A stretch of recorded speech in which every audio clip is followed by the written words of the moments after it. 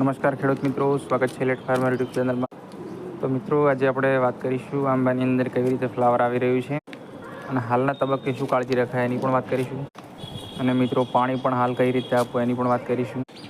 તો મિત્રો, હાલના સમયે મગના જેટલું કેરીનું બંધારણ થઈ રહ્યું છે, આપણે મગિયા જેવી કહીએ છીએ તે. અને મિત્રો, દરેક આંબામાં અઠવાડિયું આગા પાછું ફ્લાવરિંગ આવેલું છે, એટલે અમુક મોહર સારો છે અને અમુક નાનો મોહર છે. તો એ રીતે મિત્રો મોહર પણ આવી રહ્યો છે અને વ્યવસ્થિત કેરીનું બંધારણ પણ થઈ ગયું છે. અને આની પહેલાં આવેલો હતો એના ઉપર વટાણા જેટલી સાઇઝમાં પણ બંધારણ થઈ ગયું છે, અમુક એનાથી મોટું પણ થઈ ગયું છે. બીજું મિત્રો, ખાતરની વાત કરીએ તો હાલ કોઈપણ પ્રકારના ખાતર આપવાની જરૂર નથી.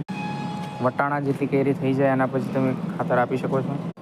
બીજું, સ્પ્રેની વાત કરીએ તો ઉપરથી ઈયળો ના પડેલી હોય એ પ્રમાણે જોવું તમારે. જો ઈયળોનો પ્રકોપ હોય તો એકાદો કીટનાશકનો સ્પ્રે કરી શકો છો. પાવડેરી મિલિટ્યુ માટે મિત્રો સલ્ફર ધરાવતી, આમ તો કૃષિ યુનિવર્સિટીના નિષ્ણાતો કહેતા હોય છે કે સલ્ફર ધરાવતી કોઈ પણ ફૂગનાશક અથવા સલ્ફર વેટેબલનો તમે સ્પ્રે કરી શકો છો. અને જો એ ના કરો તો ઇન્ડેક્સ કંપનીની માઇક્રો બ્યુટાલિન આવતી હોય છે, એ તમે 1 લીટરમાં 2 ગ્રામથી 2.5 ગ્રામ જેટલું વાપરી શકો છો 1 લીટર પાણીમાં. તો મિત્રો, પાવડેરી મિલિટ્યુ પણ ના આવે. દરેક આંબા ઉપરથી સારામાં સારી કેરી સેટ થાય અને તમને સારું પરિણામ મળે એવી આશા છે.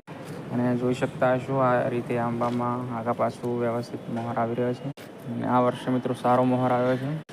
પછી મિત્રો, પાણી પણ તમે આપતા હો તો ત્યારે ખાસ કાળજી રાખવી. ભરાયેલું પડ્યું ના રહેવું જોઈએ. વ્યવસ્થિત ડ્રેનેજ હશે તો ફૂગ સંબંધિત અથવા કીટો સંબંધિત કોઈ પણ રોગ પણ નહીં આવે. અને આ અમે પીવીસીના સપોર્ટ આપેલા છે, જેથી વ્યવસ્થિત એની કેરી સેટ થયા પછી એને બાંધી શકાય. અને ઘણા વર્ષોથી વાવાઝોડાના બહુ પ્રશ્નો આવી રહ્યા છે, એટલે આના માટે સ્ટ્રક્ચર તો ઊભું કરવું પડશે, નહીંતર આના ઉપર એક પણ કેરી નહીં રહે. એટલે વ્યવસ્થિત તમે પણ વ્યવસ્થિત ખેતી કરો અને તમારી આવક 4 ગણી 5 ગણી કરો એવી આશા છે. ધન્યવાદ.